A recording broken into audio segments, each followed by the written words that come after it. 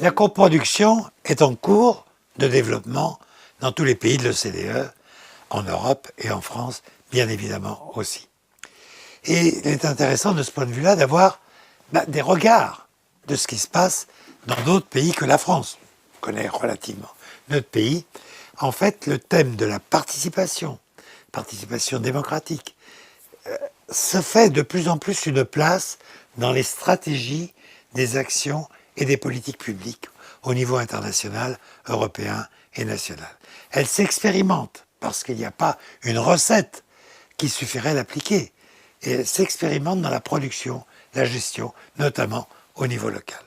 Et de ce point de vue, on voit de plus en plus de références à la participation démocratique dans les textes de l'ONU, l'Organisation des Nations Unies, de la Banque mondiale et bien sûr dans les textes de l'Union européenne.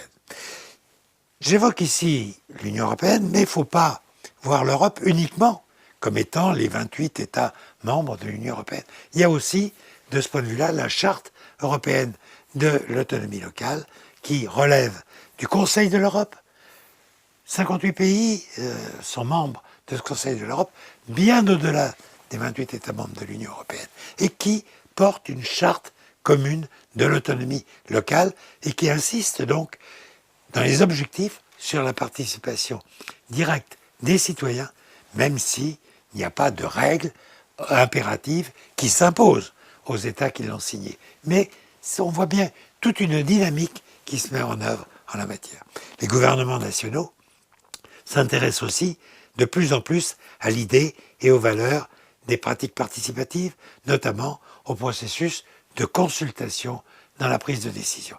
Et nous allons voir quelques exemples de ce qui se passe dans un certain nombre de pays européens.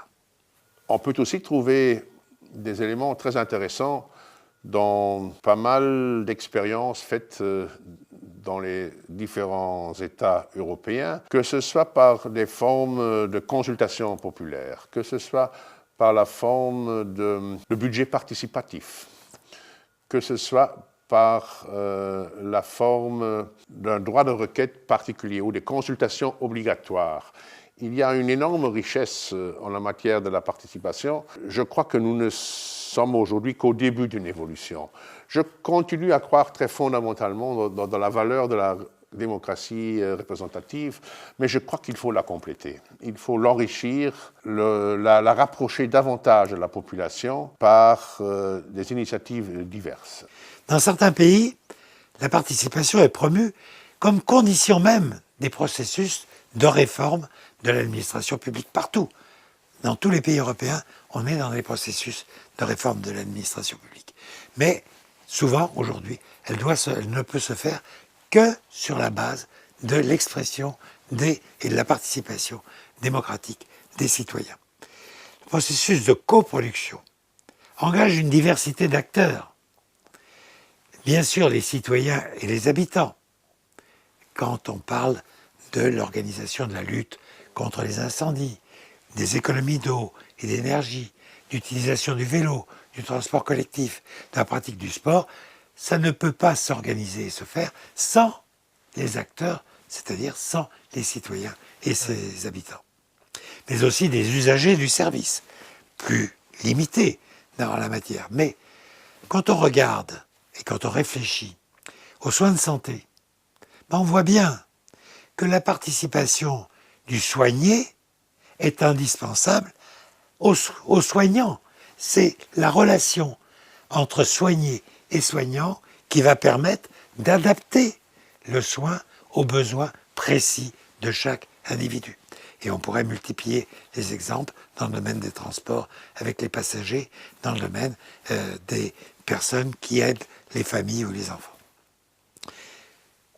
Les habitants, les usagers, mais aussi les organisations de la société civile. C'est-à-dire non plus les individus, mais les organisations dont se dotent les habitants, les citoyens, pour essayer de porter un certain nombre d'objectifs en commun. C'est des organisations sans but lucratif qui interviennent directement dans la prestation de certains services ou indirectement pour conseiller des usagers pour lesquels l'accès aux services publics est devenu complexe ou efficace. Un outil extraordinaire de ce point de vue-là, nous allons y revenir, qui un outil à disposition de la participation démocratique, c'est bien sûr les nouvelles technologies, à la fois d'information, c'est-à-dire développer la connaissance, l'information auprès de tous les utilisateurs, de tous les citoyens, mais aussi d'interactivité entre les opérateurs de services et chacun des utilisateurs. Parce que les attentes aujourd'hui des utilisateurs vis-à-vis des autorités, des services publics sont de plus en plus exigeantes.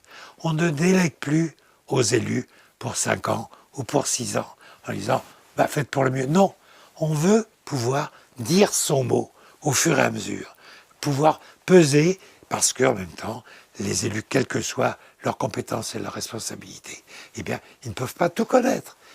La participation démocratique est aussi un intérêt pour eux. Là aussi, nous y reviendrons tout à l'heure.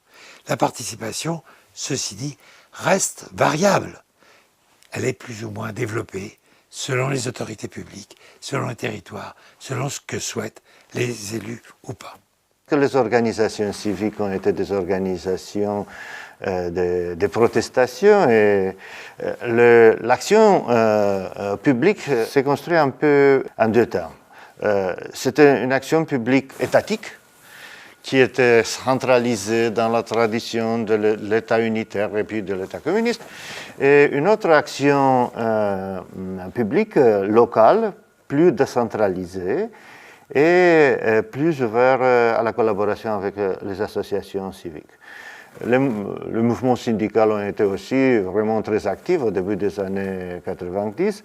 Ils ont contribué aussi à la définition d'un espace public, disons, pour débattre et pour construire des politiques publiques avec la participation des citoyens organisés. Parce que chez nous, avant l'Internet, la révolution Internet et le Facebook, c'était presque incompréhensible de discuter d'une action publique individualisée. C'était une action publique toujours coordonnée par des organisations syndicales ou des organisations civiques à la fois. L'action des ONG, par exemple, est acceptée. Il y a une différence en Roumanie entre les ONG et les organisations syndicales. Les organisations syndicales sont très bureaucratisées. Les politiques de privatisation ont détruit le mouvement syndical roumain. Ce n'était pas le cas avec les ONG qui ont resté vraiment très dynamiques, probablement parce qu'ils ont été obligés de gagner leur vie, de chercher des financements. Ils ont été toujours plus dynamiques que les syndicats, les organisations syndicales. Et voilà pourquoi, après les premières années de transition, les organisations gouvernementales ont organisé des coalitions thématiques, disons Commission pour démocratie, pour des élections, pour écologie, des autres coalitions comme ça. Et ce type de coalitions ont la capacité de négocier avec l'autorité publique. Et ils ont négocié pour établir des politiques publiques spécifiques, des politiques publiques, disons, pour l'éducation culturelle, agricole et tout ça. C'est-à-dire cette coopération entre les agents du pouvoir public et la société civile s'est développée beaucoup en Roumanie. Dans un certain nombre de domaines, l'usager assure en partie la production effective des services, tant les résultats du service ne peuvent pas se faire sans la participation des usagers, de leur comportement. J'évoquais tout à l'heure les relations soignants-soignés, la participation des malades. On voit bien qu'elle est essentielle pour la guérison, pour les soins. Mais on pourrait prendre l'exemple, pas tout simplement des élèves. On ne peut pas faire l'éducation simplement de haut en bas, en imposant des cours. Non, la participation des élèves, aujourd'hui, elle est indispensable pour qu'il y ait vraiment des niveaux d'instruction. De la même manière, autre exemple, eh bien, on a besoin de la participation de chacun pour le tri sélectif des déchets. C'est pas l'autorité ou l'opérateur qui va trier. Non, c'est chacun qui doit être mis à contribution pour un tri efficace, réel, des déchets. Partager les responsabilités de ce point de vue-là. Coproduire le service dans le cadre des déchets, ça saute aux yeux, ça ne peut pas se faire sans coproduction. Et puis, la participation, elle peut aussi prendre des formes de contribution financière. Alors, dans les services publics ni marchands, il y a toujours les usagers qui payent tout ou partie du service. Bon, pour les transports, pour l'eau, pour l'électricité, pas forcément tout, mais tous, bien sûr, participent à l'alimentation des budgets des autorités publiques. Donc, mais il peut y avoir aussi, dans certains domaines, là aussi nous y reviendrons tout à l'heure, de ce qu'on appelle aujourd'hui de la participation volontaire des usagers ou de certains usagers pour développer un service auquel ils aspirent, auquel ils tiennent. Donc là aussi, c'est des choses, des éléments qui se développent. Il faut donc encourager la participation des acteurs, qui est un investissement. Ce n'est pas une contrainte, faire participer les gens. Non, c'est un investissement pour une action publique et des services publics de qualité répondant aux besoins, c'est-à-dire à leur raison d'être. Et la démocratie participative, si elle n'est pas une création toute nouvelle, toute récente, s'impose aujourd'hui de plus en plus dans des contextes aujourd'hui de redéfinition de l'action publique et des services publics de façon à ce qu'ils répondent mieux à leurs besoins, aux besoins des populations. We have some models back home, but they're often not making the most important decisions. So at very grassroots level, people are given responsibility, power for decision making, perhaps only over small local issues and not on really, really big issues, which actually we need to translate that community stakeholder engagement into these really big macro decisions as well.